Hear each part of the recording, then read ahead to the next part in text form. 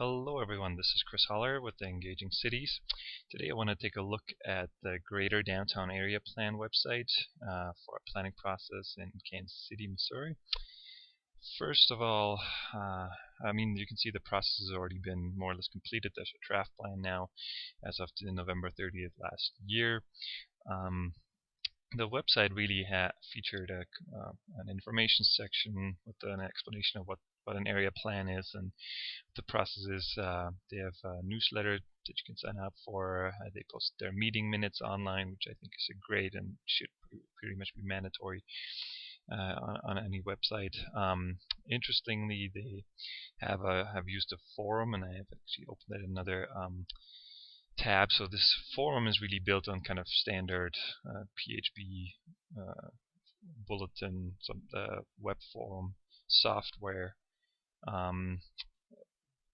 The interesting thing is, if we look at the metrics, there have been 19 posts and 12 topics, so 72 registered members over the course of the project. So there doesn't seem to have been a lot of engagement going on. A very empty forum.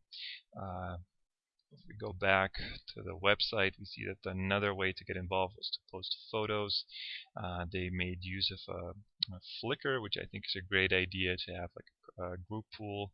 Plan Downtown KC, 14 members, and interestingly, a lot of them were actually posted by themselves, and like a lot of them showcase some of the activities that I've been doing, which I think is a great way to capture activity that have been going on throughout the engagement in this project. Another interesting thing to look at, they have an art project going on with a couple of schools in Kansas City.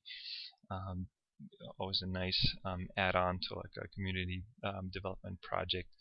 And another interesting interactive feature and engagement part is that they actually have used the geotags that Flickr has, and you can actually go and look at a map and some of the pictures that have been posted are georeferenced in that Plan Downtown KC group that we looked at earlier, so we can actually click through those images and see where they are. I think that's a great way to I wonder though, like one of the questions that come up is how focused it is, what kind of images were collected.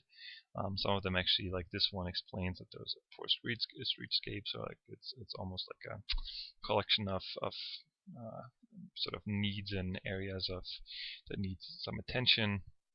But I don't think that's something that was clearly stated, at least something that I had a problem finding. A calendar, pretty much a standard feature too.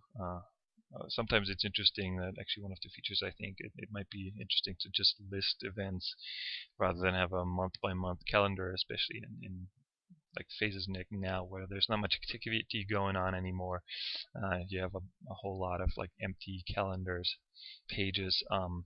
It's hard to kind of trace back to what has happened.